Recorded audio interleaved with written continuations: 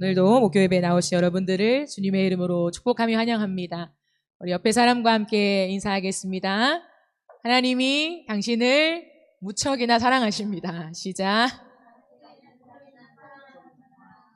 아멘. 오늘 우리가 어떠한 모습이라도 하나님의 그 무조건적인 사랑이 저와 여러분을 향해 있고 그 하나님의 사랑이 우리를 회복하게 하실 줄 믿습니다. 그 믿음을 가지고 우리 함께 말씀을 보겠습니다. 오늘 말씀은 사도행전 27장 13절에서 26절까지의 말씀입니다. 사도행전 27장 13절에서 26절까지의 말씀입니다. 우리 목소리로 합독하겠습니다. 남풍이 순하게 불매 그들이 뜻을 이룬 줄 알고 닻을 감아 그레대 해변을 끼고 항해하더니 얼마 안 되어 섬 가운데로부터 유라굴로라는 광풍이 크게 일어나니 배가 밀려 바람을 맞추어 갈 수 없어 가는 대로 두고 쫓겨가다가 가우다라는 작은 섬 아래로 지나 간신히 거루를 잡아 끌어올리고 줄을 가지고 선체를 둘러감고 스르디스에 걸릴까 두려워하여 연장을 내리고 그냥 쫓겨가더니 우리가 풍랑으로 심히 애쓰다가 이튿날 사공들이 짐을 바다에 풀어버리고 사흘째 되는 날에 배의 기구를 그들의 손으로 내버리니라. 여러 날 동안 해도 별도 보이지 아니하고 큰 풍랑이 그대로 있음에 구원의 여망마저 없어졌더라. 여러 사람이 오래 먹지 못하였음에 바울이 가운데 서서 말하되 여러분이여 내 말을 듣고 그레데에서 떠나지 아니하여 이 타격과 손상을 면하였더라면 좋을 뻔하였느니라. 내가 너희를 권하노니 이제는 안심하라. 너희 중 아무도 생명에는 아무런 손상이 없겠고 오직 배뿐이더라. 내가 속한 바 곧 내가 섬기는 하나님의 사자가 어젯밤에 내 곁에 서서 말하되 바울아 두려워하지 말라. 내가 가이사 앞에 서야 하겠고 또 하나님께서 너와 함께 항해하는 자를 다 내게 주셨다 하였으니 그러므로 여러분이여 안심하라. 나는 내게 말씀하신 그대로 되리라고 하나님을 믿노라. 그런즉 우리가 반드시 한 섬에 걸리리라 하더라. 아멘. 네, 오늘은 표류하지 말고 표징이 되라라는 제목으로 함께 하나님 말씀을 나누겠습니다. 인생은 항해와 같아요. 때로는 망망대해와 같은 우리 인생을 걸어가는 것처럼 느껴질 때가 많죠. 그런데 그런 우리의 인생을 항해할 때 안전한 항해가 되기 위해서는 분명한 목적과 방향이 필요해요. 당연한 말이죠. 우리의 삶에서 목적과 방향은 너무나 필요합니다. 그런데 안전한 항해를 위해서 분명한 목적과 방향이 너무나 중요하고 이것을 갖추었다 하더라도 이 한 가지를 놓치면 배는 좌초될 수 있어요. 그것이 뭘까요? 분명한 목적과 방향 외에 한 가지. 그것이 뭐냐면 바로 타이밍에 순응하는 태도예요. 분명한 목적지와 방향이 설정되어 있어도 바람이 좋지 않거나 물결이 거세거나 강한 비의 예보가 있다면 그때는 항해를 멈추어야 하죠. 그래서 항해에 있어서 타이밍에 순응하는 것은 굉장히 중요한 거예요. 내가 아무리 베테랑이어도 폭풍 앞에서는 힘이 없다는 것을 인정할 줄 알아야 되죠. 내가 모르는 것이 있고 어제의 경험이 오늘을 보장해 주는 것이 아니라는 것을 인정할 줄 알아야 한다는 거예요. 그런데 그 타이밍을 따라 가지 못하도록 우리를 가로막는 것이 있습니다. 그것이 뭐냐면 우리의 고집이죠. 가지 말아야 할 때 내 고집대로 가요. 하지 말아야 할 때 내가 하고 싶은 대로 해버려요. 항상 그게 문제죠. 그러면 우리의 삶에 아무리 분명한 목적과 방향이 있다 하더라도 우리의 인생은 표류하게 돼요. 그렇게 확신했던 목적과 방향을 잃어버리게 돼요. 내가 생각한 대로 되지 않고 내가 뜻한 대로 되지 않는 인생의 위기를 만나면서 우리는 정처 없이 떠내려 가게 되는 거죠. 그리고 내 인생을 붙잡아서 본래의 자리로 돌려놓는 것이 잘 안 돼요. 그러니까 계속해서 표류하게 되는 거예요.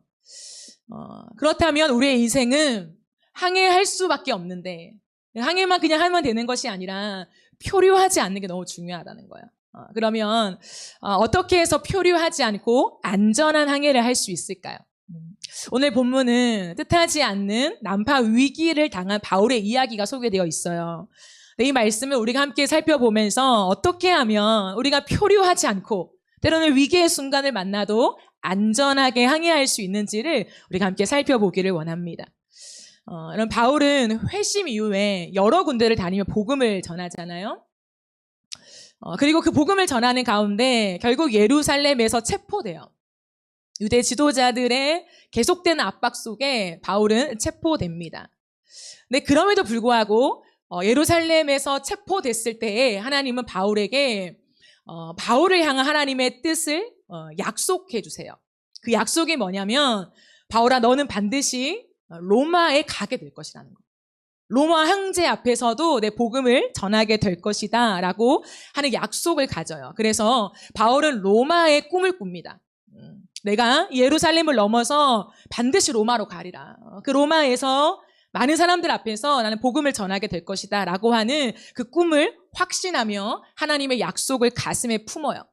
이것이 바울의 사명인 거죠. 사명. 그 사명을 가지고 바울은 지금 죄수의 신분으로 간다는 거예요.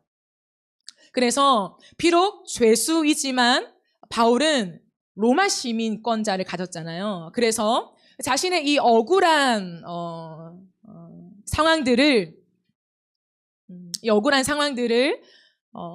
모면하기 위해서 내가 로마에 가서 그 황제 앞에서 이 일을 다시 한번 확인받아야겠다라고 하는 거죠. 그런데 단순히 자신의 죄에 대한 이 억울한 죄에 대한 누명을 해결하기 위해서 로마행을 결정한 것이 아니라 바울의 가슴에는 사명이 있었다고요. 내가 로마에 가서 복음을 전하리라 라는 사명이 있었어요. 그래서 죄수의 신분으로 이제 그에게 붙여준 백부장과 함께 배에 오르게 되죠. 로마 이탈리아로 가는 그 배를 타게 됩니다. 거기에는 많은 사람들이 있었어요. 이후에 보니까 276명이 있었대요. 그 많은 사람들과 함께 이탈리아로 가는 거예요. 그 가운데 이제 배를 타고 출항하려고 하는데 그때 모든 게 좋아요. 목적지도 선명하고 이탈리아고 그리고 방향도 정해져 있고요. 그죠? 선장도 있고. 근데 한 가지 타이밍이 안 좋은 거예요. 바람이 안 맞는 거예요. 뭔가 바람이 좋은 방향이 아닌 거죠. 바람이 아닌 거죠. 그때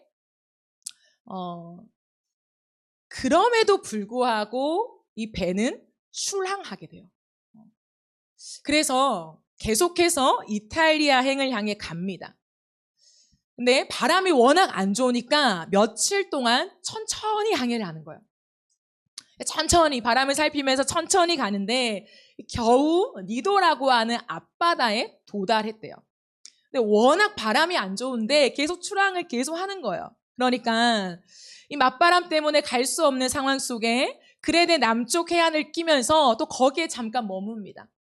그럼에도 불구하고 다시 또 배를 움직여요. 그래서 성경에 보면 아름다운 항구라고 하는 그런 이름을 가진 미항이라는 곳에 도착해요.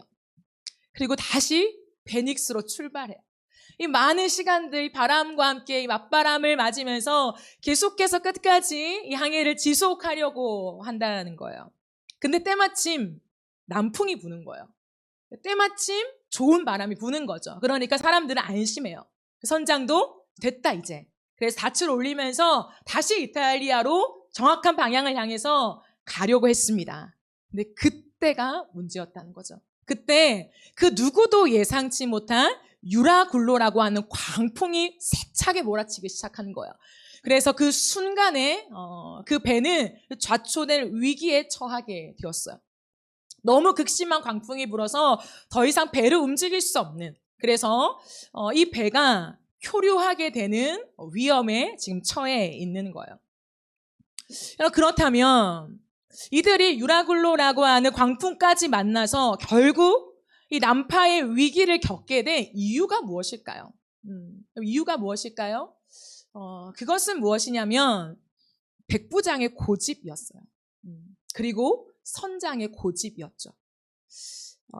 왜냐하면 처음부터 이 불완전한 항해를 예상한 바울은요, 출항하지 말자라고 얘기했어요.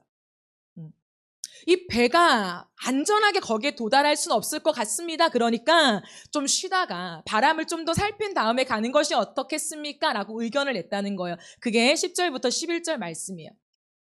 여러분, 내가 보기에 지금 항해를 하다가는 재난을 당할 것 같은데 짐과 배의 손실만이 아니라 우리의 생명까지도 이를지 모릅니다. 라고 이야기해요.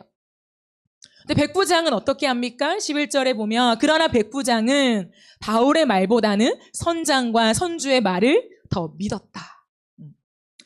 왜 그랬을까요? 왜 백부장이 바울이 낸 의견이 있는데 분명히 바람이 안 좋았어요. 그러니까 바울이 엉뚱한 얘기를 한 것이 아니라 백부장이 봐도 선장과 선주가 봐도 분명히 바람이 안 좋았다는 거예요. 그런 상황 속에 바울이 이야기를 했죠. 왜 그들은 바울의 말을 들어주지 않았을까요? 바울보다 자신이 더 위에 있다고 생각했기 때문이죠. 당연한 거죠. 이 상황은 누가 봐도 위험한 상황이었습니다. 하지만 선장과 선주는 그 바울의 말보다 자신의 경험을 믿은 거죠. 자신이 제일 위라고 생각했습니다. 내 경험이 얼만데, 내가 배를 얼마나 많이 몰았는데 기껏 이번에 한번 타는 너의 의견 중요하지 않은 거예요. 내가 판단한다는 거예요. 내가 결정한다는 거예요. 그래서 자신을 훨씬 더 믿고 판단을 내린 거죠. 백부장은 어떻습니까? 마찬가지죠. 여러분, 백부장과 바울의 지위를 보세요. 바울은 죄수예요. 백부장은 이 모든 것을 통솔하는 지도자인 거죠. 그러니까 백부장의 입장에서도 죄수인 바울의 말을 듣고 내가 이 출항을 멈춘다? 말이 안 되는 거죠. 자신이 훨씬 더 위고 내 판단이 옳다라고 생각하는 거죠. 그럼 이 고집이 결국 유라굴라 폭풍을 만나며 그들의 난파의 위기를 겪게 합니다. 고집이 무엇일까요? 고집은 상대방의 말이 들어갈 틈이 전혀 없는 상태. 고집이에요. 상대방이 무언가를 말해도 그 상대방의 말이 내게 들어올 틈이 없는 고집이죠. 성경이 말하는 미련한 고집이라고 하는 거, 너무나 너희들이 미련하다, 그 고집을 그만 꺾어라 라고 말씀하실 때 그 고집은 뭐냐면 급기야는 하나님의 말씀조차 들어갈 틈이 없는 상태라는 거예요. 다른 사람의 말뿐 아니라 하나님의 말조차도 내게 들어오지 않는, 우리가 지난 주일에 함께 나눈 것처럼 내 생각의 말씀을 이기는 거예요. 말씀이 나를 이기는 게 아니라 내 생각의 말씀을 이겨버리면서 하나님의 말씀이 내 안에 들어올 틈이 없는 너무나 완고한 미련한 고집을 부리는 것 말이죠. 왜 이런 고집을 부리게 될까요? 왜 우리에게 이 고집을 꺾지 않고 이 강한 고집을 밀어붙일까요? 내가 제일 위에 있다고 생각하기 때문이죠. 내가 내 위치를 봤을 때 내 위치는 상위예요, 상위. 사실은. 겉으로는 겸손하고 안 그런 척해도 내 고집을 꺾지 않는 건 뭐냐면 내 위치를 내 위에 두고 있기 때문이죠. 그래서 내 생각대로 해요. 그리고 그런 사람이 듣는 대상이 하나 있죠. 전문가들. 전문가들의 의견을 잘 듣고 의존합니다. 왜냐하면 전문가는 나보다 위에 있는 사람이라고 하는 인정이 있거든요. 적어도 이 분야에서는 이 사람은 나보다 위에 있어. 그러면 그 사람의 말을 듣는 거죠. 그러니 여기에 베테랑도 아니고 전문가도 아닌 바울, 저 죄수 따위의 말은 지금 들을 필요도 없는, 가치가 없는 거예요. 그러니 과감하게 무시해 버렸던 거예요. 여러분, 우리에게 있는 나쁜 고집, 완고한 고집은 나보다 아래에 있거나 나와 동등하다고 생각하는 사람의 말은 듣지 않는 거예요. 별로 영향력이 없는 거죠. 그래서 우리는요, 이 고집 때문에 표류해요. 사실은 우리의 인생의 맞닥뜨리 환경, 상황, 위기, 관계의 트러블, 이런 것 때문에 우리의 인생이 어려워지고 정처 없이 헤매고 방향과 목적을 상실해버리고 우리가 난파 위기에 처하는 것이 아니라 그 중심에는 내 고집이 있다. 내 고집 때문에 정처 없이 떠밀려 가요. 인생을 표류하게 되는 거예요. 그럼 왜 우리가 이런 강한 고집을 계속해서 가지게 될까요? 왜 우리의 위치를 자꾸만 상위에 선점하려고 하는 그 강한 욕망이 우리를 지배하게 될까요? 그것은 세상의 메시지가 그렇기 때문이에요. 여러분, 우리에게 들려지는, 우리에게 보여지는, 우리에게 요구되어지는 세상의 메시지는 뭐냐면 너가 왕이 돼라는 거예요. 너가 제일 중요하잖아. 너가 결정하는 거야. 다른 사람 말 듣지 마. 너가 최고야. 라고 하는 그 메시지가요, 우리의 귀, 우리의 눈, 우리의 모든 상황을 거의 선점해 버렸어요. 그렇기 때문에 우리 또한 존중이란 이유 속에, 나를 사랑한다라고 하는 이유 속에 내가 위치를 선점하고 있는, 내가 가장 우위에 있게 되는 그러한 모습을 가지게 됩니다. 왕이 되라. 높은 위치를 선점하고 누구의 말도 쉽게 듣지 마. 그럼 너 무시당할 거야. 듣지 말고 너가 판단해서 결정해.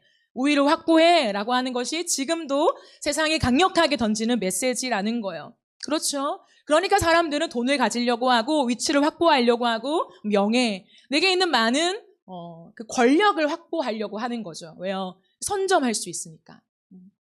그것이 계속해서 우리에게 불어닥치는 수많은 도전들이라는 거예요. 네, 여러분, 이 사진 하나 볼래요?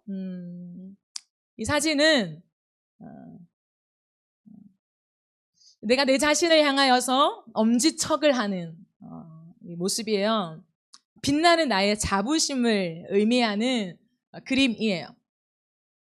이 그림을 그린, 그리고 이 책을 쓴 저자는 자신의 그 완강한 고집으로 인하여서 인생을 표류하게 된 것들을 기록하고 있어요.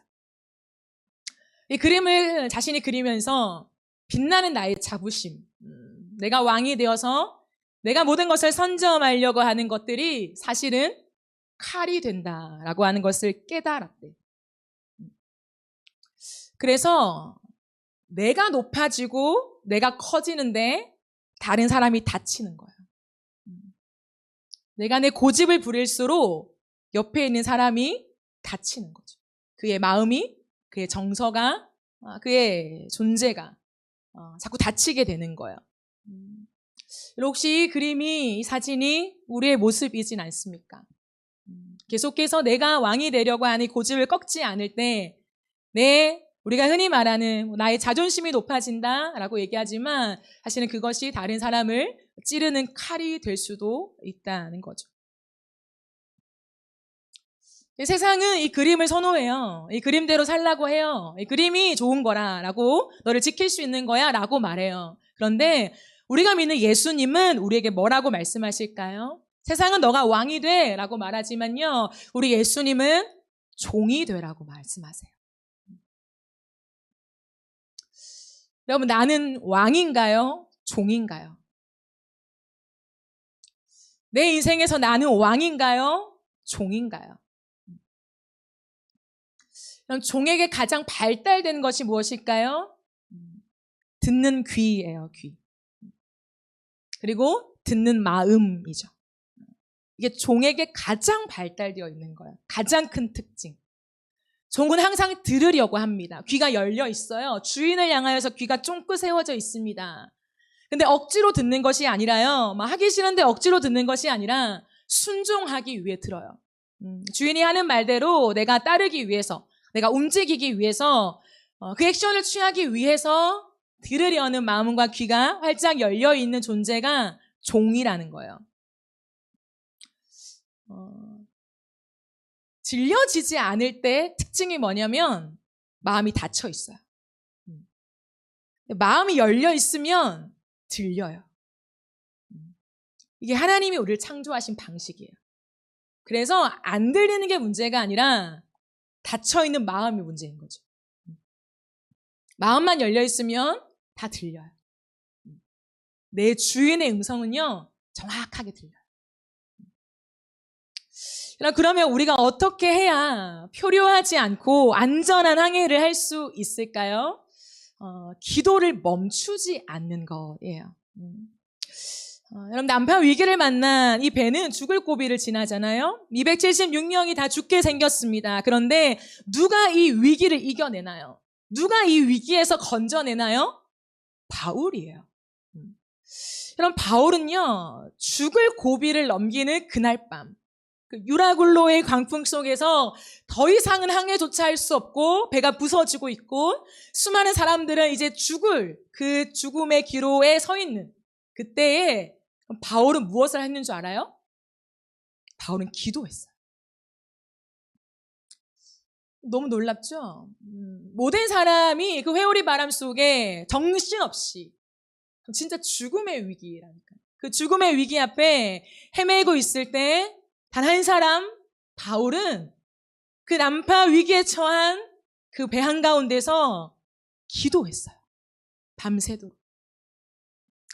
그래서 기도하면서요, 하나님의 음성을 들어요. 그럼 기도가 무엇입니까? 기도. 기도에 대한 많은 정의가 있잖아요. 수많은 정의가 있죠. 그런데 진짜 기도의 본질을 드러내는 기도의 정의는 뭐냐면 기도는 하나님이 하시는 말씀을 듣는 것이에요. 사실 기도는요, 내가 말하는 것보다 듣는 시간이죠. 꼭 침묵하여 가만히 이렇게 묵상하며 듣는 것만이 아니라요, 내가 하나님 앞에 많은 것들을 말하지만 그 말하는 순간에 그 순간에도 듣기 위해 말하는 거죠. 듣기 위해 질문하는 거죠. 듣기 위해 고백하는 거죠. 그러니까 내가 가진 고백을 다 쏟아내고 내가 가진 간구와 기도의 제목들을 다 쏟아내는 것이 기도가 아니라요, 그 간구와 내 제목 속에서도 듣기 위하여 듣는 것이 하는 것이 기도라는 거예요. 그리고 기도의 두 번째 특징은 하나님의 직접 개입을 기다리는 것이에요. 그러므로 기도는 내가 막 조급해서 하나님 지금 빨리빨리요, 하나님 지금이에요, 지금 타이밍이 지금이라니까요, 이렇게 하나님을 보채는 게 기도가 아니라요, 그게 하나님 앞에 매달려서 하는 기도가 아니라요, 진짜 기도의 참된 의미는 하나님이 개입하실 때까지 기다리는 거예요. 제가 여러분과 기생 라합을 이야기하면서 그런 말 했잖아요. 기생 라합은 기다렸죠. 기다렸는데 그 기다림은 결코 수동적이 아니다라고 얘기했죠. 그럼 우리가 기도할 때 하나님의 뜻을 기다립니다라고 할 때 그럼 나는 아무것도 안 하고 그냥 하나님께 맡겨, 그냥 알아서 하시겠지 하고 아무 생각 안 하고 그냥 내 삶을 사는 것이 아니에요, 여러분. 기도를 오해하지 마세요. 기다림을 오해하지 마세요. 기다림이 하나님께 맡긴다고 하는 것이요, 나는 손 하나 까딱 안 하고 그냥 완전히 분리해서 하나님 다 알아서 하십시오, 저는 거기에 대해서 아무 생각도 없고 결정권도 없고 하나님 알아서 하실 때 되겠죠. 그게 기다림이 아니에요. 성경에서 특별히 구약에서도 다윗이 위기 속에 기다리잖아요. 내가 주님을 기다리고 기다렸더니 라고 하는 그 기다림은 뭐냐면 적극적으로 하나님만을 바라봅니다 라고 하는 마음의 완전한 올인을 이야기하는 거예요. 그러니까 적극성을 이야기하는 거죠. 적극적으로 내가 주님을 기다린다라고 하는 그 표현이 잠잠히 주님을 바라봅니다, 이런 표현에 해당하고 있어요. 그러므로 내가 그것을 할 수 있는 때론 능력이 있는 것처럼 생각해도 내가 앞서는 것이 아니라 하나님이 개입하시는 것을 기다리면서 나는 어떻게 해요? 내 삶을 주목하는 거예요. 내 삶을 살피는 거예요. 무엇이 하나님의 손길인가? 하나님이 언제 어떻게 일하시는가? 조급함이 아니라 하나님을 신뢰하며 하나님보다 내가 앞서기를 원하지 않는 마음으로요, 자꾸 살피는 거예요. 사람을 만날 때도요, 혹시나 하나님이 이 사람을 통해 나에게 말씀하실까? 그럼 적극적인 자세로요, 그 사람의 말을 들어요. 하나님이 내게 주신 약속, 어떤 메시지, 때로는 워딩, 단어 어떤 것이라도요, 이것이 혹시나 이 사람과의 관계 속에 아니면 내게 주어진 어떤 상황 속에 하나님이 또 하나의 퍼즐이 되어 맞추게 하시진 않을까라고 주목하는 거예요. 그게 뭐냐면 기다림이라는 거예요. 나 몰라라 하는 게 아니라 더 적극적으로 내 인생을 들여다보면서 하나님의 손길과 개입을 찾아내려고 하는 것.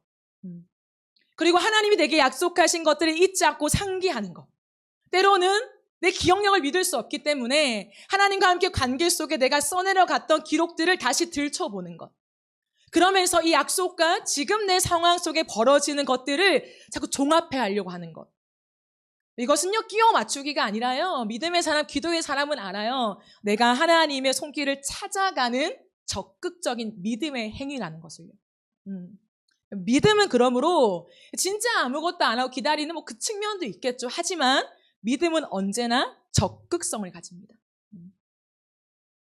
헨리 나우에는 이렇게 말했어요. 사람의 마음이란 존재의 중심, 곧 하나님이 계시고 우리가 하나님과 함께 있도록 초청받은 신성한 공간이다.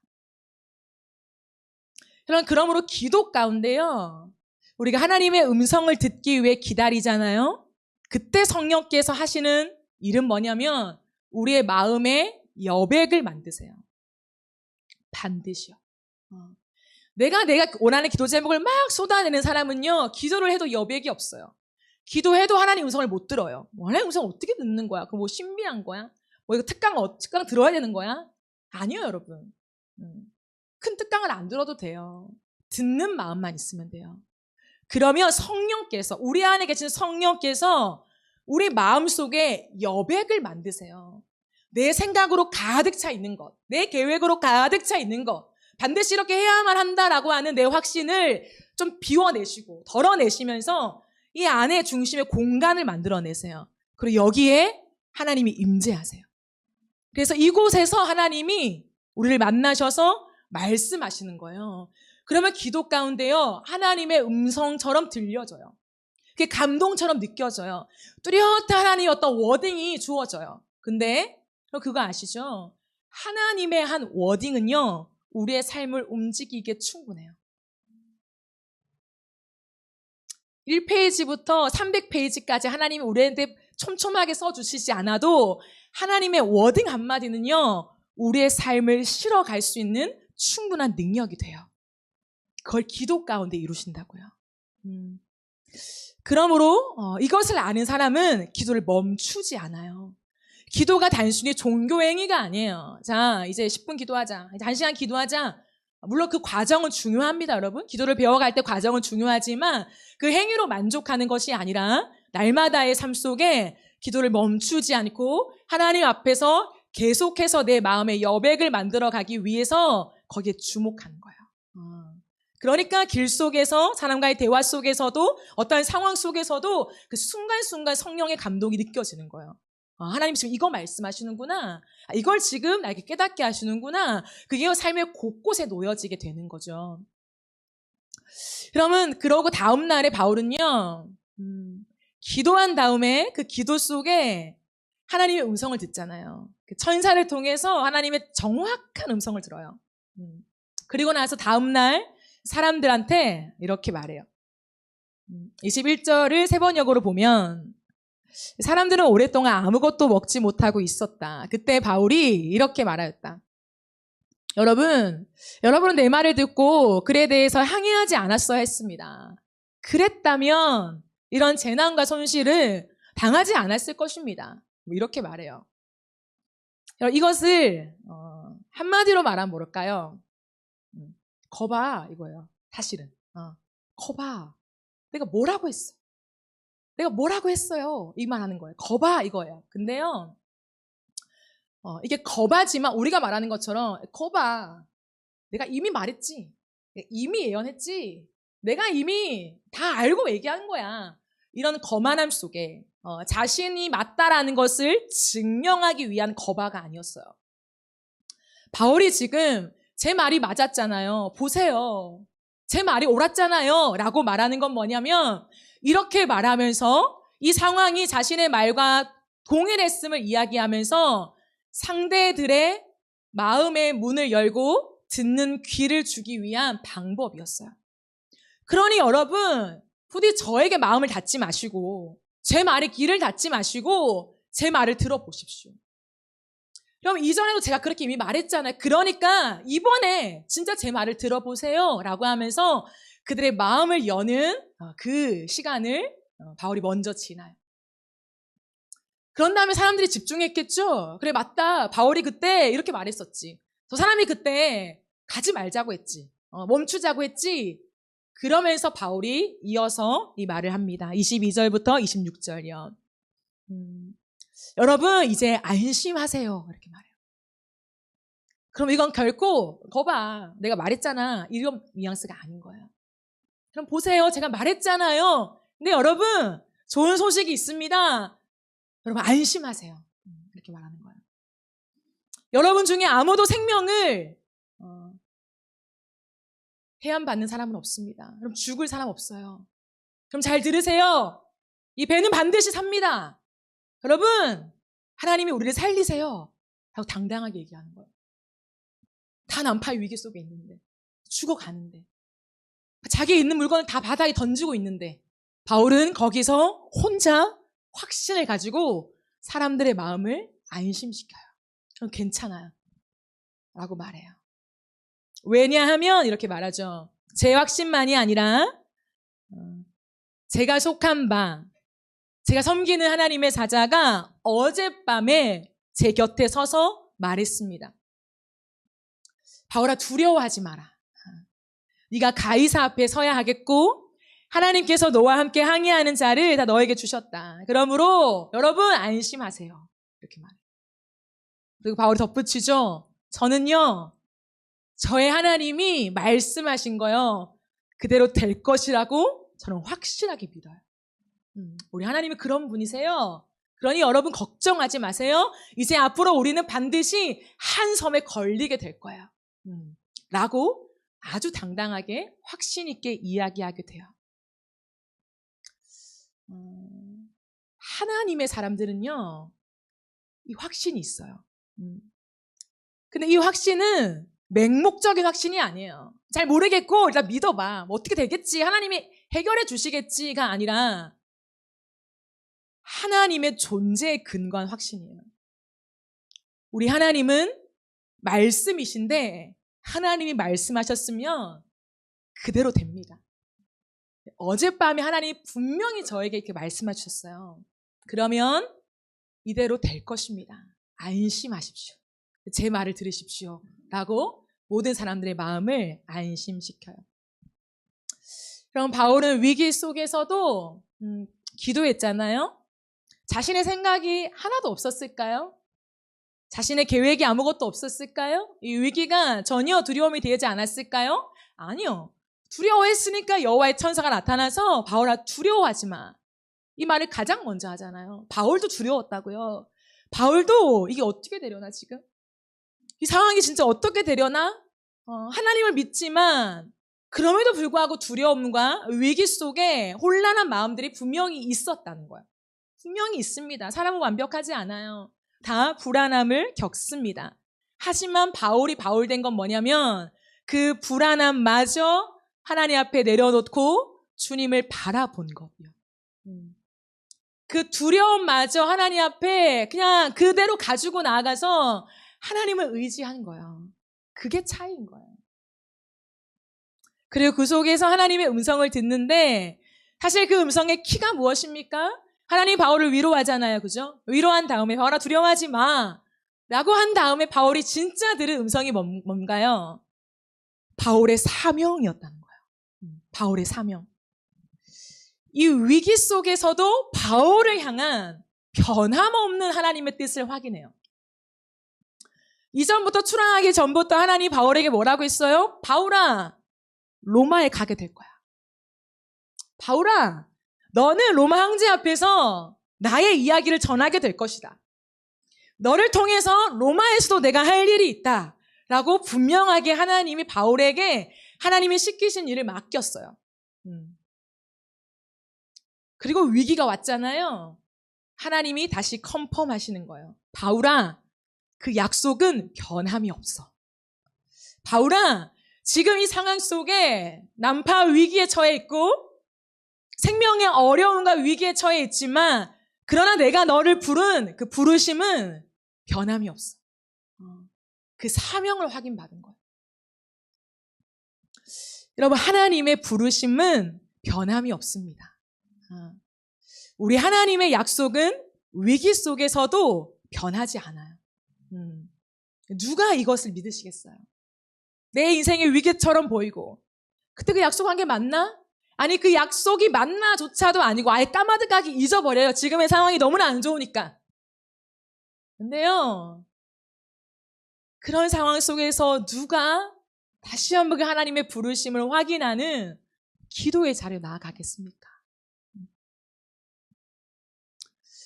바울은 이 폭풍 속에서도 자신의 사명을 확인합니다. 그리고 하나님의 약속을 믿어요. 그냥 믿어요. 신뢰죠. 하나님과 바울의 관계이죠. 그래서 바울은 강한 확신을 가질 수 있는 거예요. 아주 강한 확신으로 반드시 한 섬에 걸리게 될 것이다 라고 이야기합니다. 사랑하는 여러분, 그러므로 인생의 위기는 있을 수 있어요. 여러 가지 이유 속에 내가 원하지 않았던 인생의 위기, 내가 원하지 않았던 삶으로 갈 수도 있다는 거예요. 그러나 그 위기 속에서도 표류하지 말고 이 위기조차 사명의 표징이 되게 하십시오. 그럼 표징이 무엇입니까? 무언가를 뚜렷하게 드러내는 점을 말하는 거예요. 그 지점.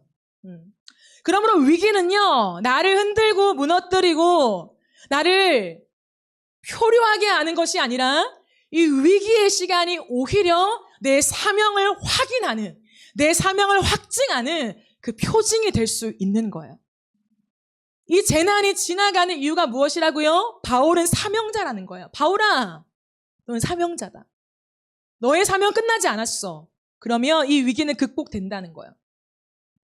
여러분, 하나님이 우리에게 시키신 일이 끝나지 않았다면 반드시 위기는 극복되고 우리의 연약함은 회복돼요. 이게 하나님의 원리예요, 여러분. 그러므로 나의 연약함과 인생의 위기에 주목해서 어쩔 줄 몰라 하는 안절부절하며 표류할 필요가 없다는 거예요. 내 인생 지금 어디로 가는 건가? 내가 이 난관에서 헤쳐나올 수 있을까? 이 걸려있는 지점에서 내가 다시 한번 일어설 수 있을까? 그렇게 헤매지 말라는 거예요, 하나님은. 그 위기조차 다시 한번 사명을 재확인하게 되면서 오히려 흔들렸던 내 마음, 이게 맞나? 저게 맞나? 나를 부르심이 맞나? 이게 내 약속이었나? 아니었나? 또 흔들리는 이 마음이요, 오히려 확인이 되면서 하나님이 컨펌하시면서 더 강한 확신으로 바꾸시는 놀라운 회복의 기회가 된다는 거예요. 그러므로 여러분, 위기 속에서 사명을 확인하세요. 위기를 사명을 확인하는 자리로 바꾸십시오. 그게 우리의 강력한 믿음이 되는 거예요. 그러면 그 사명을 기억하면서 다시 일어날 수 있는 거죠. 근데요, 한 가지만 더 살펴보고 싶은 것은 바울은 이 사명을 기억하잖아요. 반드시 로마로 간다. 로마에 가서 황제 앞에서 내가 예수님의 그 주옥 같은 복음을 전하게 될 것이다 라고 믿어요. 그런데 그 사명을 다시 한번 이 위기 속에 확인한 다음에 바울이 가장 먼저 한 행동이 뭘까요? 하나님의 과거의 약속, 이제 미래에 도달하게 될 반드시 이뤄질 그 약속이 내 손에 있어요. 확신해요. 더블 확신. 컨펌을 받았어요. 그 확신을 가지고 이 위기 속에 다시 일어났을 때 바울이 가장 먼저 한 것, 그것은 함께 있는 사람들을 먹인 거예요. 바울은 그 배에 있는 사람들이 오랜 시간 동안에 먹지 못했음을 알고 있었어요. 왜요? 자기도 못 먹었으니까. 계속되는 난항 속에서, 자초되는 위기 속에서 누가 음식을 먹겠어요? 그 배 위에서. 다 굶은 거예요. 음식이 없어서가 아니라 있는데 그 누구도 음식을 먹을 생각조차 못하는 거예요. 내 목숨이 지금 나갈 위기에 처해 있는데요. 바울이 그 확신을 받고, 이 위기는 반드시 극복되고 반드시 우리 회복된다 라고 하는 하나님의 그 약속을 확인받고 바울은요, 음식을 꺼내서 거기에 있는 모든 사람을요 먹이는데 어떻게 먹이냐면 배불리 먹여요. 성경을 보면 그 많은 사람들이 배가 부르도록 먹었다 이렇게 되어 있어요. 이 많은 위기 속에서 먹지 못하고 초조해하며 죽음의 두려움 속에 가득 채워져 있던 그 많은 사람들, 그 사람들이 보였다라고 하는 거예요. 믿음의 사람, 기도의 사람, 그런 사람은 어떤 사람인가? 원대한 비전을 품고 가장 작은 일을 행하는 사람이에요. 내 가슴에 로마까지 품는, 저 먼 나라까지, 온 세계와 열방까지 품는 원대한 비전이 있지만 그 비전을 품고 오늘 가장 작은 일을 실행하여 움직여가는 사람. 바울이 왜 로마로 갑니까? 왜 로마 황제 앞에서 복음을 전해요? 사람을 살리는 거잖아요. 사람을 살리는 일에 평생을 다 드리며 하나님 앞에 올인한 사람이에요. 그렇기 때문에 그 원대한 비전을 품고서 그 미래적인 비전만을 향해 나아가는 것이 아니라 오늘 내 삶 속에서 지금 여기에 있는 이 사람들을 살리고 먹이는 일을 하는 거죠. 저는 이 본문을 묵상하면서 제 자신을 많이 돌아보게 됐습니다. 나는 정말 먹이는 사람인가? 나는 정말 살리는 사람인가? 여러분은 어떠십니까? 원대한 비전이 있어요. 하나님의 분명한 사명이 있습니다. 확실한 부르심이에요. 맞아요? 그 부르심이 있다면 가장 작은 일부터 실행할 수 있어야 돼요.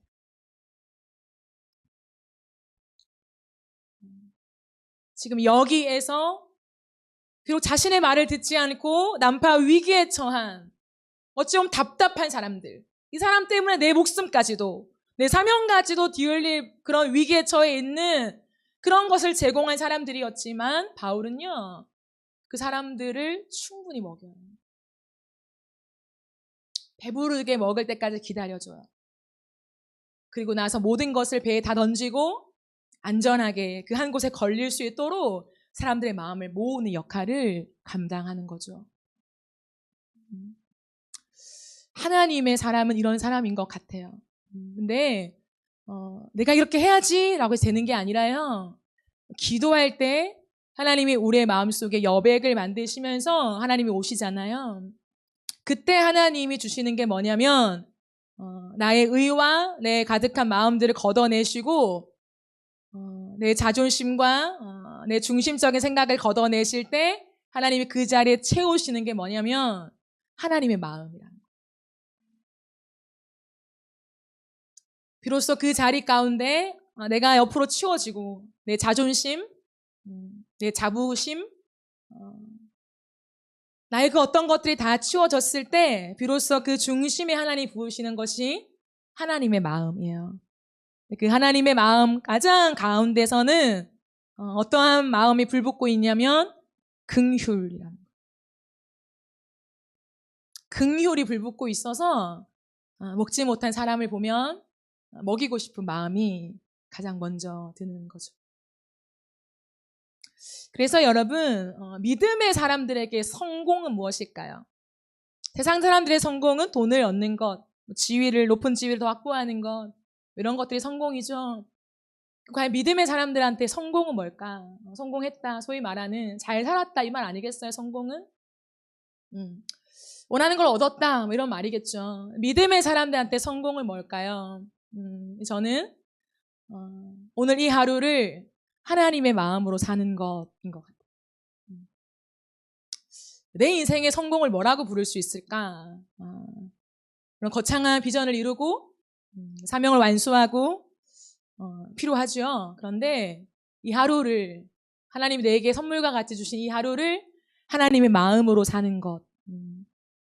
내 마음이 아니라 내 감정과 내 고집이 아니라 오늘도 하나님의 마음으로 이 하루를 살면서 하나님의 말씀이 하나님의 그 마음이 내 고집을 이겼다면 그래서 그 하나님의 마음으로 내가 옆 사람을 바라보고 오늘 이 시간 한두 시간 또 살아냈다면 그게 믿음의 사람에게 성공이 아닐까요?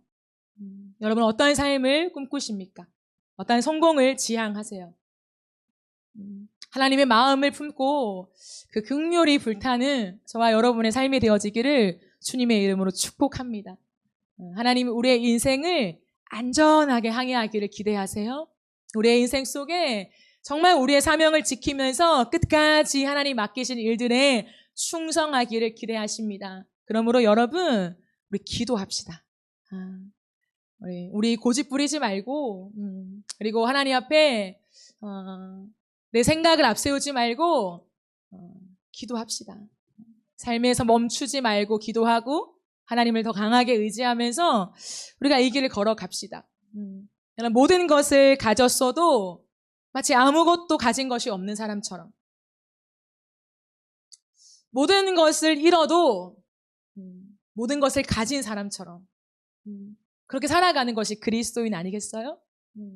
그런 사람으로 나를 막 드러내고 증명하는 삶을 이제는 그만두고 있으나 없으나 그것이 복음을 위해 하나님의 영광을 위하여서 나보다 주님을 앞세우며 그 주님께 순응하는 그 타이밍마저도 하나님 앞에 순응하면서 마침내 우리가 가야 할 그 분명한 목적과 그 방향을 따라 하나님 나라를 세워가는 저와 여러분의 인생 되어지기를 주님의 이름으로 축복합니다. 우리 이 시간 찬양하며 기도하는 시간을 가지겠습니다.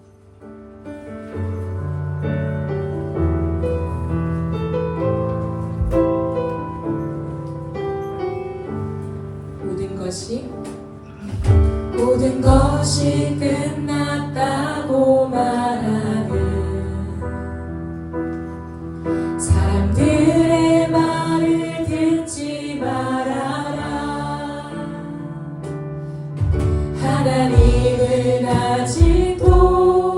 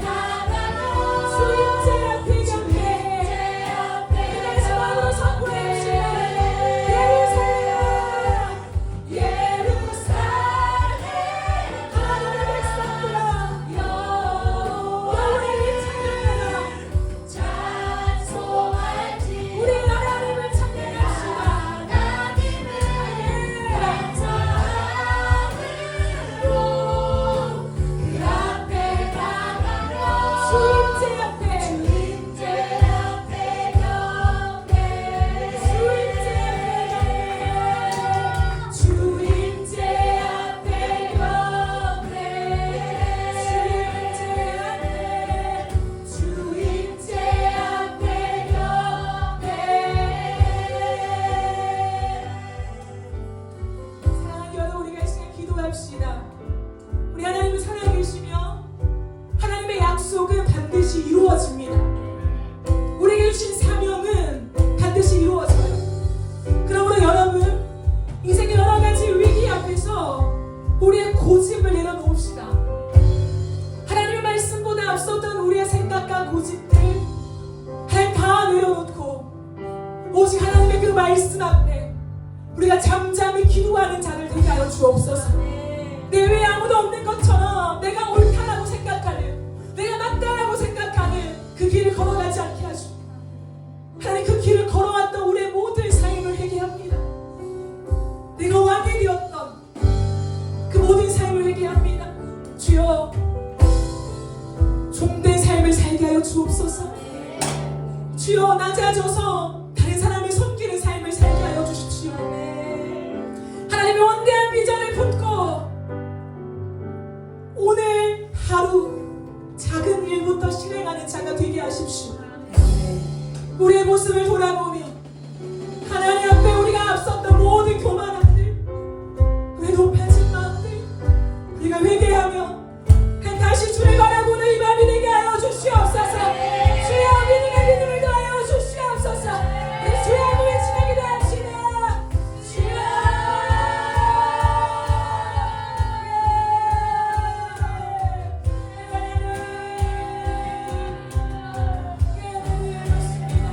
우리의 삶 속에 하나님, 단 어떤 것이든 하나님 바라보며 우리의 삶을 우리가 앞섰던 마음의 생각, 우리의 고집,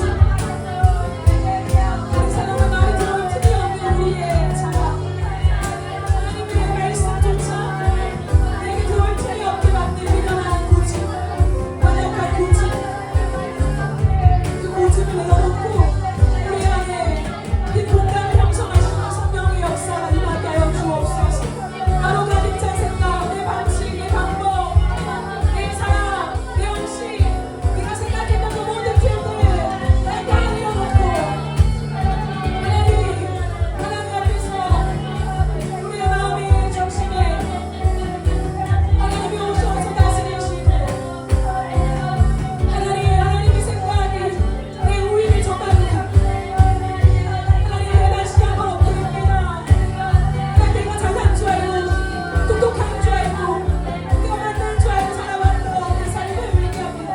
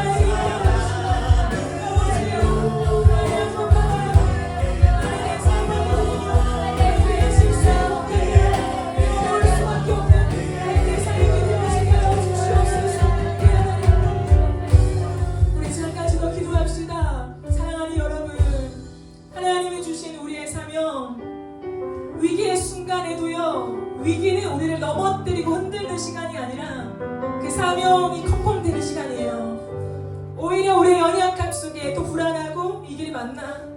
계속 이 길로 가는 게 맞아? 내 삶은 어떻게 되는 거지? 갑자기 불어닥친 풍랑처럼 갑자기 내 마음에 덮쳐오는 두려움, 어떻게 될지 모르는 불확실한 미래 속에 내가 무언가를 준비해야 할 것 같은 조급함, 내가 내 인생을 책임져야 될 것 같은 압박감, 그 강박에 사로잡혀 있는 우리의 모습이 있을 수 있어요. 그런데요, 그 마음은 누구나 느낄 수 있어요. 그 마음을 느끼는 게 결코 잘못된 거 아니에요, 여러분. 하나님의 사람들, 믿음의 사람들, 기도의 사람도 두려움을 느낄 수 있어요. 아니면 더 극한 두려움을 느낄 수 있습니다. 그러니 두려움을 느끼는 것 자체에 자신의 믿음을 책망하지 마세요. 우리가 해야 될 건 뭐냐면 그 흔들리는 위기 속에, 자초의 위기 속에 사명을 컴펌 받는 거예요. 아멘. 하나님의 그 사명이 다시 한번 우리에게 부어지는 것입니다. 아멘. 그러면 더 강력해질 거예요. 하나님을 나는 믿습니다. 나에게 말씀하시 약속하신 주를 믿습니다. 그 믿음이 진짜 나의 것이 되는 것입니다. 그러므로 여러분, 뒤돌아보지 맙시다. 뒤돌아보지 맙시다. 가는 길을 멈추지 맙시다. 복음을 전하는 길이라면 맞는 거예요. 여러분, 잘 가고 있는 거예요. 세상이 환영하는 길이 아니라면 잘 가고 있는 거예요. 여러분, 힘을 내십시오. 믿음으로 살아주셔서 감사합니다. 예수님이 우리를 응원하고 계십니다. 주의 찬사를 파송하셔서 우리의 길을 지키실 것입니다. 하나님이 부르신 날 끝까지 달려가게 하시고 하나님의 사명을 이루는 자로 하나님께 영광을 돌려드리며 우리의 모든 삶의 주의 인자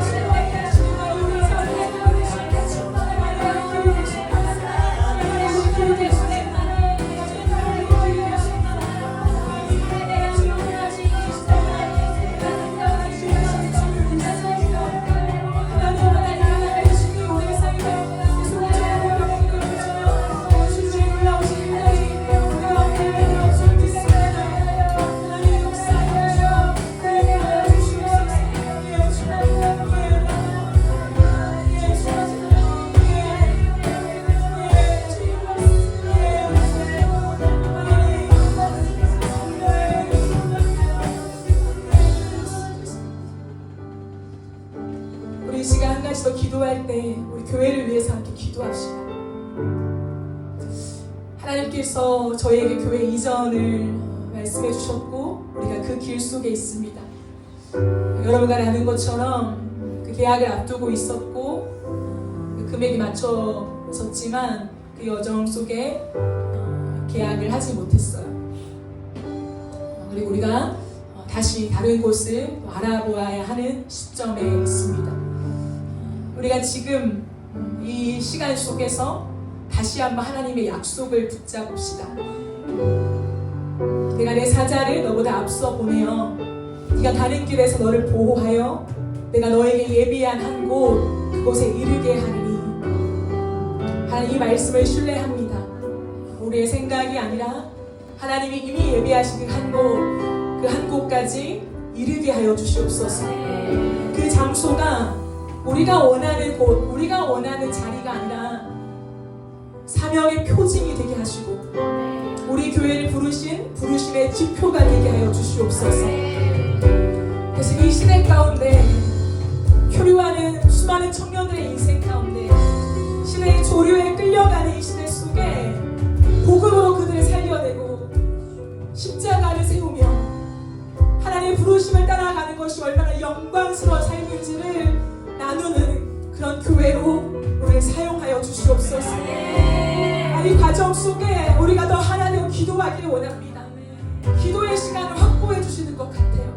한 사람도 빠짐없이 여기 동참하라. 한 사람도 예외 없이 이 교회가 세워지는 일에 마음을 함께하라. 한 사람도 빠짐없이 이 일이 내 일이 되어서 하나님이 우리 교회를 부르신 그 부르심이 각자의 부르심이 되어지고 우리 한 부르심이 되어질 때에 하나님께서 앞으로 우리에게 보내실 수많은 영혼들을 감당할 자들로 우리를 준비시키실 것입니다. 하나님 우리 안에 모든 생각들을 다 물리쳐 주시고 우리 안에 하나님의 긍휼의 마음, 그 잃어버린 영혼을 향한 불타는 마음, 오늘도 돈 때문에 수많은 사람들이 캄보디아로 가고 이 국가의 위기가 이 땅 가운데 이 슬픈 현실 속에 가슴을 칠 수밖에 없는 이 현실 속에 돈보다 하나님의 뜻을 따르는 영광이 무엇인지, 돈이 우리의 인생을 책임지는 것이 아니라 살아계신 하나님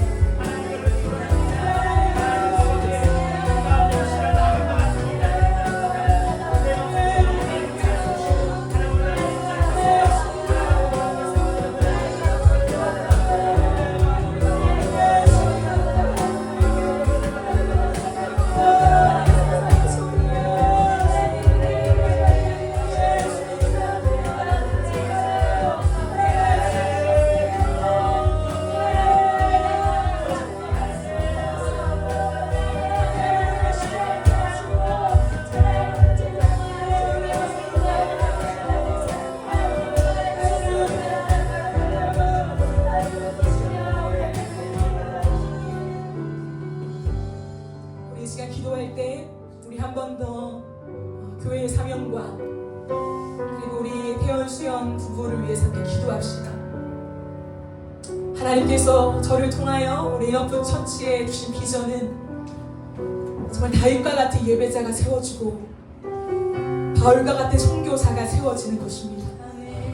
그것이 분리된 사명이 아니라 통합된 사명으로 예배자는 반드시 선교사가 될 수밖에 없고 선교사는 반드시 예배자이어야만 합니다. 그것을 우리에게 주셨고 이 시대 속에 우리의 삶의 어느 곳에 있더라도 하나님을 향하여 예배하는 자들, 하나님 그런 사람들이 세워지게 하여 주시옵소서.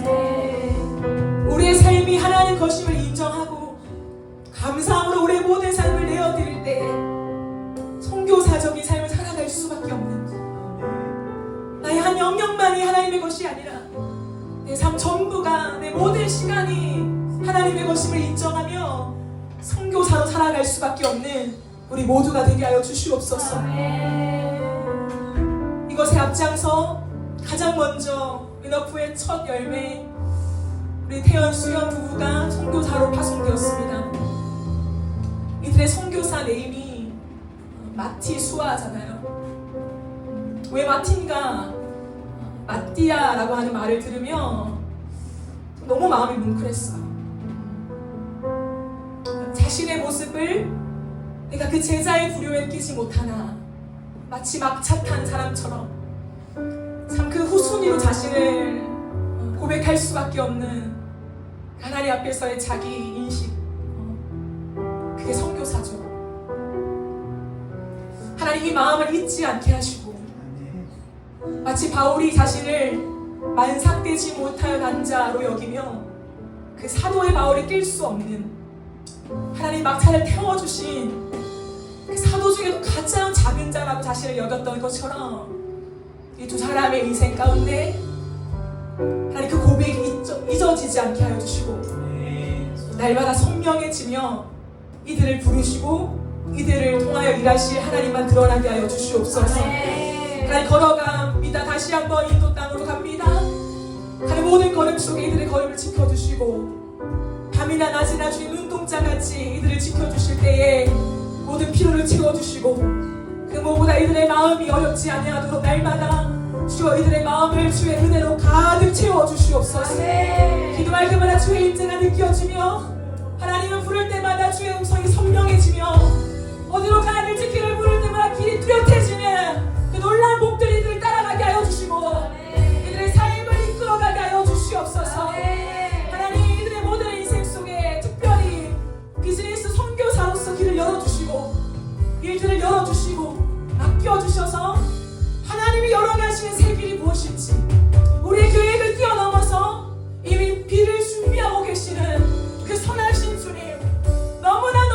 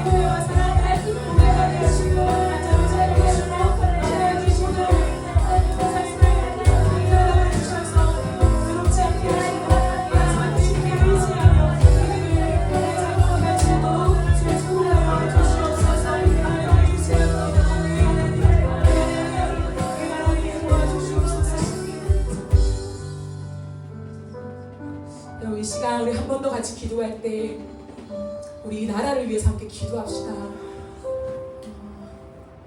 차마 말로 다 할 수 없을 만큼 너무 안타까운 우리의 모습인 것 같아요. 비단 들려오는 소식만이 아니라 이제는 비그리스도인들이 아니라 그리스도인이라고 말하고 오랫동안 신앙생활하고 주님을 섬기지만 여전히 돈이 우리의 중심이 되어 있는 우리의 삶, 하나님보다 돈, 하나님보다 내가 더 중요한 우리의 모습들, 그래서 끝없이 하나님이라고 하는 또 다른 우상을 만들며 섬기며 나를 위한 하나님을 만들어가는 우리의 모습들을 우리가 하나님 앞에 좀 회개하며 기도합시다. 하나님을 너무 쉬이 여기며 가볍게 말하며 내가 원하는 것들을 충족시켜주는 하나님처럼 전락시켜버린 이 복음 앞에 그냥 우리의 연약함이라고 퉁치지 말고 가슴을 찢으며 회개합시다. 만홀히 여김받을 하나님이 아니며 우리의 끊지 못할 중독과 집착, 우리의 죄성 하나 끊지 못하는 그 하나님으로 우리가 만들지 맙시다. 그 복음이 얼마나 귀한지, 십자가의 사랑이 얼마나 귀한지 우리의 삶으로 고백합시다. 그게 안 되면 아직 십자가를 모른다고 정직하게 고백합시다. 그리고 알기를 원한다고 겸손하게 나아갑시다. 하나님, 그래서 우리가 겉으로만 그리스도인, 하나님을 섬기는, 하나님을 너무나 잘 아는 척하는 것이 아니라 모르면 모른다고 말하고 알기를 원한다고 겸손하게 엎드리면서 다시 한번 우리의 인생 가운데 복음의 기초를 세워나게 하여 주시옵소서.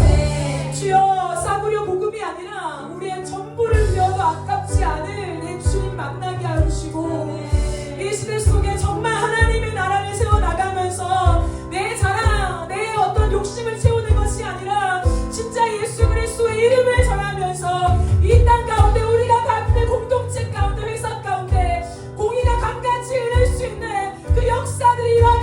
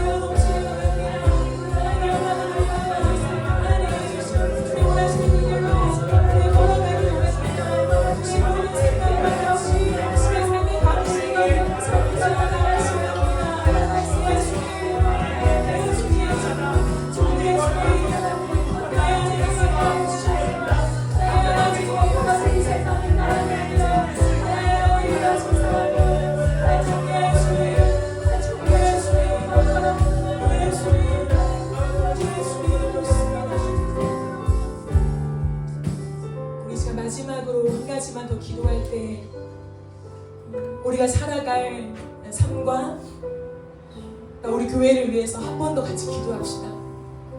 스크루테이프의 편지라고 하는 그 책에 보면 한 사람이 예수님을 믿는다고 회심을 해요. 그 회심을 할 때 사탄의 조카가 너무나 심각하게 와서 어떡하냐, 저 사람이 회심을 했다, 예수를 믿게 됐다, 큰일이 난 것처럼 그렇게 말해요.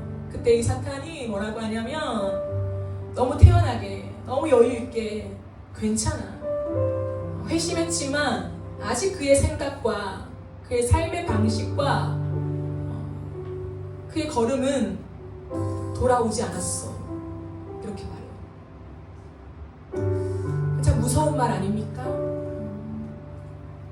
사탄도 안다는 거예요.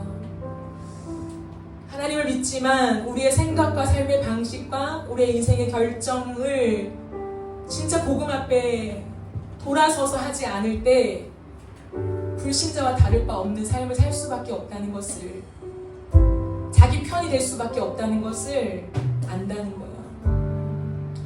우리는 어떠한 사람입니까? 여전히 사탄 편에 속해서 사탄을 더 닮은, 그 길을 더 닮은, 그들이 더 즐거워하는 인생을 살아가는 우리 인생입니까? 아니면 이제는 사탄도 두려워 떠는, 사탄의 나라가 진동할 만큼 심각한 일이 돼 우리를 보며 두려워 떨 수밖에 없는 진짜 하나님의 자녀로 우리의 모든 것이 다 바뀌었습니까? 우리 마지막으로 한 번 더 같이 기도할 때, 주님, 내 겉모습만이 아니라 내 속, 내 속사람, 내 삶의 방식, 내 생각의 결, 선택의 중심, 이 모든 것이 예수 그리스도가 되게 하여 주시옵소서. 사탄도 두려워 떠는 자가 되게 하여 주시고, 때로는 아무것도 가진 건 없지만 사탄이 가장 두려워하는 사람으로 그 영적인 권위가 우리에게 입혀지게 하시고, 우리가 잘나서가 아니라 예수로 충분한 사람들이 될 때 우리의 기도대로 되어지고 악한 영이 떠나가고 우리가 걸어가는 곳마다 하나님의 영광이 드러나고 믿는 사람들이 생겨나는, 서로 사랑하게 되는 그 놀라운 일들이 우리를 통하여 일어나게 하여 주시옵소서. 하나님, 그리고 우리 교회가 그런 교회가 되어지길 원합니다. 작지만 강한 교회, 사단이 두려워 떠는 교회, 사단이 함부로 틈타지 못하는 교회, 예수 그리스도의 능력을 가진 교회. 하나님, 그래서 우리의 모든 기도를 통하여 악한 영의 그 나라가 진동하며 하나님의 나라가 세워지는 그런 교회가 되게 하여 주시옵소서. 하나님 앞에 거창한 일하기를 지향하기보다 순전한 마음을 가진 욱함을 깨뜨리는 여인과 같은 자들이 일어나게 하여 주셔서, 하나님을 사랑하는 것이 무엇인지, 눈물로 주의 발을 닦는다는 것이 무엇인지, 주의 옷깃에 손을 대는 그 믿음이 무엇인지, 수로보리게 여인처럼 부스러기의 믿음을 요구하는 것이 무엇인지, 하나님 그 은혜가 무엇인지를 아는 자로 이 땅 가운데 주님 시키시는 일만 감당하는 우리 교회 되게 하여 주시옵소서. 우리 마지막으로 주의 한번 외치며 기도하며 나가겠습니다.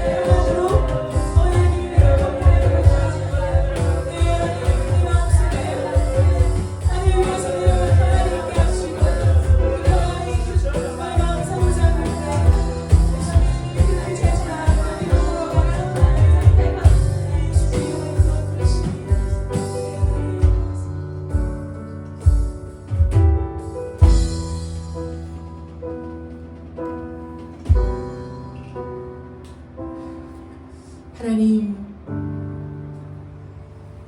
우리의 인생 속에 우리의 고집이 너무나 세서 하나님의 소리를 듣지 못하고 하나님을 보지 못하는 걸음들이 너무 많은 것 같습니다. 주여, 시간이 지날수록 하나님을 더 알아갈수록 우리 안에 완고한 고집들, 하나님의 말씀마저 들어올 틈이 없는 우리의 인생을 다 밀어내고 우리의 마음의 한 중앙에 하나님이 오셔서 주의 마음을 우리에게 보여주시옵소서. 그 마음이 무엇인지 알 때에 불붙는 주의 긍휼이 우리 안에 부어지게 해주시고 영혼을 향한 주의 마음이 부인할 수 없는 우리의 마음이 타올라 우리의 모든 인생을 통하여 또 다른 사람들의 인생을 덮어주는 따뜻한 이불과 같은 우리의 인생들이 되게 하여 주시옵소서. 왕이 되기보다 종이 되게 하시고 내가 높아지기보다 다른 사람을 섬기는 길로 걸어갈 수 있도록 주여 우리를 가르쳐 주시옵소서. 하나님, 대단한 일, 거창한 일, 그 누구도 할 수 없었던 일을 하는 것들을 지향하기보다 주님 앞에 나와 내 옥합을 깨뜨리는 것이 무엇인지를 아는 사람들, 내 머리털로 주의 발을 닦는 것이 무엇인지 아는 사람들, 수로원에게 여인처럼 부스러기 은혜라도 구합니다 라는 고백이 무슨 뜻인지 아는 사람들, 막달라 마리아처럼 아무도 오지 않는 그 깊은 무덤을 찾아갈 수밖에 없는 마음, 그 예수 그리스도에게 떨어질 수 없는 온통 관심이 예수께만 고정되는 그런 사람들이 우리가 되게 하여 주시옵소서.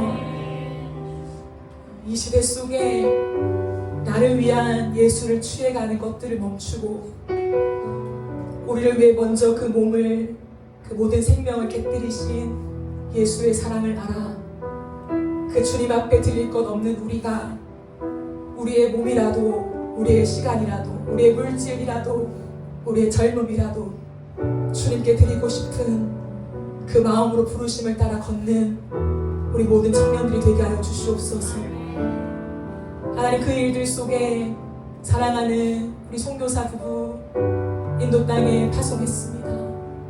주여, 마지막 있는 이 한국 땅에서의 걸음 속에 충분히 위로받게 하시고 쉼을 누리게 하여 주시고 다시 그 인도 땅에 돌아가 잘 적응할 수 있도록 도와주시옵소서. 아멘. 자신을 가장 뒤에 위치시키며 하나님의 은혜만을 바라는 이들의 마음을 살펴주시고 오직 주의 말씀에 순종하여 걸어가기 원하는 여호수아와 같은 마음을 받아주셔서 그 이름대로 사용하여 주옵소서. 비즈니스 선교사로서 문들을 열어주실 줄 믿습니다. 주여, 어떤 길로 걸어가야 될지 하나님이 말씀해 주시고 주님보다 앞서지 않고 기도하며 나아갈 때 성령의 뚜렷한 음성이 들려지게 하시고 하나님의 정확한 길들이 열려지게 하시며 그 누구도 부인할 수 없는 하나님의 일하심을 지속적으로 경험하는 간증이 차고 넘치는 이들의 인생 되게 하여 주옵소서. 아무도 없는 것 같은 외로운 순간에라도 주의 사자가 우리를 지키고 있음을 확인하게 하시고 사람 의지할 것 없지만 우리에게 여전히 계신 임마누엘 예수님만을 더 뜨겁게 의지함으로 주님을 누려가는 것이 무엇인지를 충분히 경험하는 복된 삶이 될 수 있게 축복하여 주옵소서. 이들에게 맡기신 삶, 그 삶의 터전 만나는 이들 누가 됐든 그 한 영혼이라도 주의 사랑을 전하는 통로가 되게 하시고 그들의 인생 속에 하나님의 일하심을 기대할 수밖에 없는 그 어린아이들의 심령 속에 이들의 인생 속에 살아계신 하나님을 자기도 만나고 싶은 그 뜨거운 열망들이 두 사람을 통하여 그 영혼들 가운데 일어나게 하여 주시옵소서. 하나님, 우리 교회의 앞길을 주님 손에 맡겨드립니다. 분명히 교회 이전을 말씀해 주셨고 확장을 말씀해 주셨고 약속의 말씀 주셨습니다. 우리는 하나님의 말씀이 그대로 이루어질 줄 믿습니다. 주여 그 약속에 이루어진 성취를 보게 하여 주시고 우리가 그것을 통하여서 우리 교회 사명을 재확인하게 하여 주시며 옆길로 새지 않고 오직 그 사명을 위하여 우리의 전부를 쏟으며 그 길을 걸어갈 수 있는 우리 교회가 되게 하여 주시옵소서. 주여 이 시대 속에 돈 때문에 모든 삶을 다 쏟아내는 이 시대 속에 돈보다 귀한 가치가 있음을 선전하게 하시고 우리의 인생을 주고 있는 것이 돈이 아니라 영원하신 그 하나님께서 우리의 인생의 주관자 되심을 드러내고 소개하는 우리 교회가 되게 하여 주시옵소서. 그 길로 우리 모두를 부르신 하나님, 이 부르심에 동참하게 하시고 이 모든 부르심이 각자의 비전되고 부르심이 될 때에 우리 교회가 더욱더 강력해져서 수많은 사람들을 먹이고 입히고 그들의 인생을 채우는데 귀한 통로로 쓰임받는 한 사람 한 사람 될 수 있도록 모든 성도들과 예배자들을 붙잡아 주시옵소서. 그렇게 하실 주님 기대하고 감사와 영광을 올려드리며 살아계신 예수님의 이름으로 기도합니다. 아멘.